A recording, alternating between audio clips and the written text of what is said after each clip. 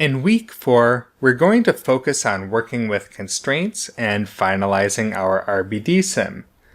So to start, we're going to create some constraints between the different sections of our geometry that were fractured independently.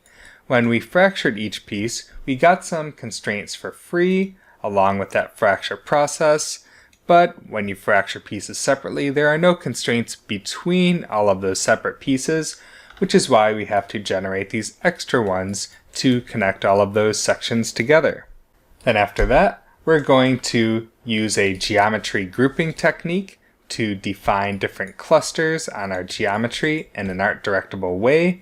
And we're going to focus on the section that the creature grabs and drags off of the building, and a delayed activation for this other portion at the end of the shot.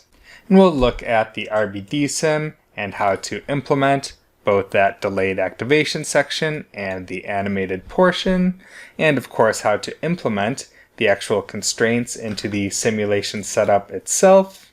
And then we will finalize and tweak our rigid body sim using these glue constraints.